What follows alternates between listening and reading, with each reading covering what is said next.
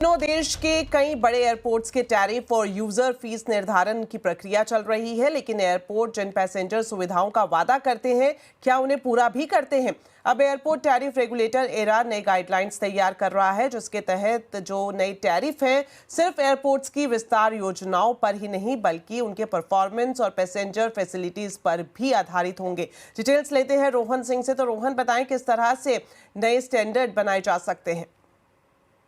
जी, मौजूदा प्रक्रिया में जब किसी एयरपोर्ट का टैरिफ डिटर्मिनेशन होता है तो जो सबसे बड़े फैक्टर्स होते हैं कि एयरपोर्ट का एक्सपेंशन प्लान क्या है, पिछले कुछ सालों में उसका रेवेन्यू क्या है, अगले कुछ सालों में कितने ट्रैफिक की उम्मीद है, इस तरह के फैक्टर्स रखे जाते हैं। लेकिन जो एयरपोर्ट ने वादे किए हैं, पैसेंजर सुविधाओं की जो बात की गई है, परफॉर्मेंस की जो बात है, उस पर कितना खरी उतरती है, इसको देखने के लिए अब एयरपोर्ट टैरिफ रेगुलेटर एरा एक नई गाइडलाइन तैयार कर रही है। इसके लिए कंसल्टेंट की नियुक्ति की जा रही है और वो होगा परफॉर्मेंस स्टैंडर्ड्स को लेके।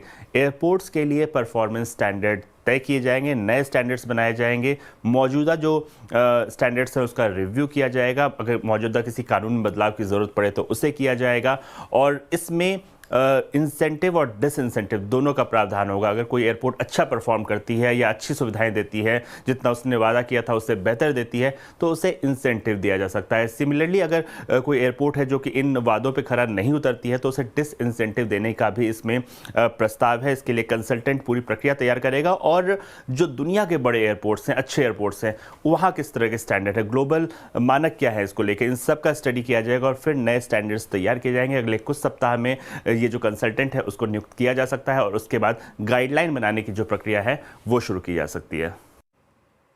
शुक्रिया रोहन इस पूरी जानकारी के लिए। चलिए अब खबर अहमदाबाद से, जहां पर अहमदाबाद नगर निगम और एक एनजीओ ने मुसाफिरों को भीषण गर्मी से राहत देने के लिए एक अनोखा प्रयास किया है।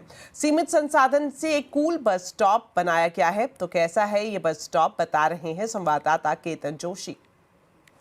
अभी मैं जहां खड़ा हूं मुझे ऐसा अनुभव हो रहा है जैसे मैं एयर कंडीशन मॉल में हूं, लेकिन ये ओपन बस स्टॉप है और शायद भारत का एकलौता ऐसा बस स्टॉप है जहां पर आपको एसी की फीलिंग दे रहा है।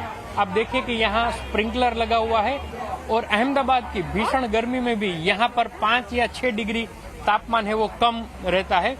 तो यहाँ पर जो कुछ पैसेंजर है उनसे हम पूछते हैं, अच्छा कैसा लगता है आपको और अच्छा थोड़ा ठंडक महसूस हो रहा है? हाँ, पूरा ठंडक महसूस हो रहा है और अच्छा लग रहा है। यहाँ पे ऐसी जैसी फीलिंग आ रही है। जो आयोजन किया बहुत अच्छी बात है। ये काटजाट गर्मी के अंदर और ये ठंडक देने का जो उन्हें सुविधा दिया, ये अहमदाबाद और गुजरात के और भारत के अंदर पहली बार है। बिल्कुल, जिन्होंने ये किया है नगर निगम के साथ, आइए उनकी प्रतिक्रिया लेते हैं। आगे कुछ इस तरह की आयोजन है हमारा करने के लिए? हम पूरे शहर में ऐसे थोड़े बहुत पायलट्स करना चाहेंगे। हमने हमारी बहनों की बस्तियों में किया है, वार्ड लेवल पे किया है और शहर के लिए भी करना चाहेंगे।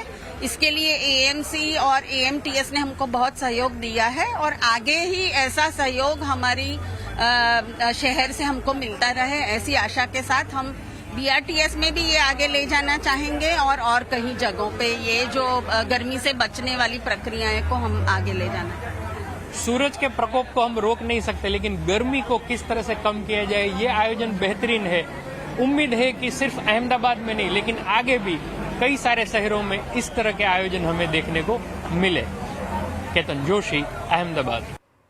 चलिए अब आपको देते हैं शेयर मार्केट का पूरा अपडेट। बाजार की खोई रौनक अब धीरे धीरे लौटती हुई नजर आ रही है। लगातार तीसरे दिन बाजार ने तेजी की हैट्रिक लगाई। सेंसेक्स निफ्टी लगातार तीसरे दिन बढ़त पर बंद हुए। सेंसेक्स 148 पॉइंट चढ़ा तो निफ्टी में 73 पॉइंट की तेजी देखने को मिली। आज के बाजार में mid cap small cap shares में अच्छी खासी तेजी दिखाई दी।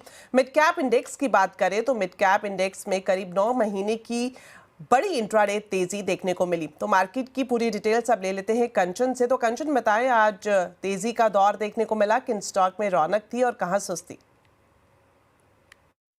तो डेफिनेटली हफ्ते के तीसरे कारोबारी दिन भी हमें बाजार में अच्छा खासा जोश देखने को मिला। अब बात करते हैं कि स्टॉक स्पेसिफिक जोश कहां पे हमें देखने को मिला। निफ्टी की बात करी जाए तो श्रीराम फाइनेंस 4% की मजबूती के साथ बंद हुआ है। एचडीएफसी लाइफ अच्छी खासी बढ़त के साथ बंद हुआ है। साथ ही साथ अपोलो हॉस्पिटल 3%, टाटा स्टील में भी करीब करीब 3% की मजबूती हमें देखने को मिली। अगर हम बात करें सारे ही मेटल शेयर्स की तो वहां पे भी अच्छी खासी रैली देखने को मिली और जो आईटी शेयर्स है वहां पे प्रेशर बाउंड अप होता हुआ दिखाई दिया। जैसे कि आपको यहाँ पे दिख ही रहा है कि टीसीएस, इन्फोसिस और टेक महिंद्रा महिंद्रा इस लूजिंग स्ट्रीक में सबसे पहले शामिल है और साथ ही साथ एफएमसीजी काउंटर्स में भी आज जो पेन है एविडेंटली दिखा है। आईटीसी करीब करीब 2% की गिरावट के साथ बंद हुआ है। मिड कैप की बात करी जाए तो यहाँ पे मसगांव डिफेंस शेयर्स में भी अच्छी खासी रैली देखने को मिली है। जितने भी डिफेंस के शेयर्स हैं वहां पे अच्छा खासा इजाफा देखा गया है। कोचिन शिपयार्ड, जेएसडब्ल्यू इंफ्रा और साथ ही साथ पीबी फिनटेक कल भी अच्छी खासी बढ़त के साथ बंद हुआ था। इसमें एक खबर आई थी, खबरों के लिहाज से यहाँ पे एक्शन देखने को मिल रहा है।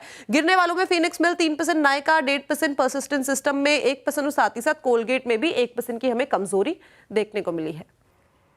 शुक्रिया कंचन इस पूरे मार्केट अपडेट के लिए। चलिए अब बात करते हैं सरकारी कंपनियों की, जहां रौनक एक बार फिर से लौटने लगी है। 52 हफ्ते की ऊंचाई से 50% से ज्यादा करेक्शन होने वाले पीएसयू शेयर्स में एक हफ्ते से अच्छी रिकवरी दिखाई दे रही है। सरकारी कंपनियों पर जेएम फाइनेंशियल ने एक रिपोर्ट निकाली है। क्या कुछ कहा गया है इस रिपोर्ट में, डिटेल्स लेते हैं मिताली जैन से। तो मिताली बताएं, जो सरकारी कंपनियों पर जेएम फाइनेंशियल की रिपोर्ट है उसकी हाईलाइट्स क्या है? पीएसयू स्टॉक्स की रौनक काफ़ी तेज़ नज़र आ रही है आज के सत्र में। पीएसयू स्टॉक्स में डिफेंस सेक्टर काफ़ी आज बुलिश नज़र आया है। इसके अलावा जो सरकारी कंपनियों के करेक्शन है वो बंद होते नज़र आ रहे हैं। पिछले एक हफ्ते की हम बात करें तो स्टॉक में कुछ स्टॉक्स में 5 to 6% का हमें अपसाइड मोमेंटम देखने को मिला है। ये वही स्टॉक्स है जिसने इस करेक्शन वाले फेज़ में 58%, 55%, 50% से ज़्यादा की डुबकी लगाई थी। सबसे पहला नाम ITI का देख लीजिए, फिर Cochin shipyard, Coal India, Oil India, हुडको, बैंक ऑफ इंडिया, ये सारे स्टॉक्स में अच्छे खासे करेक्शन देखने को मिले थे। लेकिन पिछले एक हफ्ते की बात करें तो यहाँ पे 5 to 6% की रिकवरी आई है। इस बीच जेएम फाइनेंशियल का मानना है कि पीएसयू स्टॉक्स में एक अच्छा एंट्री पॉइंट अब क्रिएट हो चुका है इन्वेस्टर्स के लिए और उनका मानना है कि आने वाले टाइम में कुछ स्टॉक्स 30 से 40% का रिटर्न जो है वो इन्वेस्टर्स को दे सकते हैं।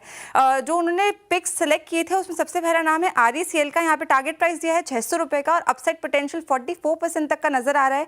साथ ही PFC, ONGC, NTPC, कोल इंडिया, यहाँ पे भी 30 से 35% के रिटर्न्स जेएम फाइनेंशियल को नजर आ रहे हैं। HAL और BEL भी यहाँ पे शामिल है। तो अब देखना ये होगा कि पीएसयू स्टॉक्स की जो रौनक है ये कब तक इन्वेस्टर्स को और ज्यादा यहाँ पे रुचि देखने को मिलती है।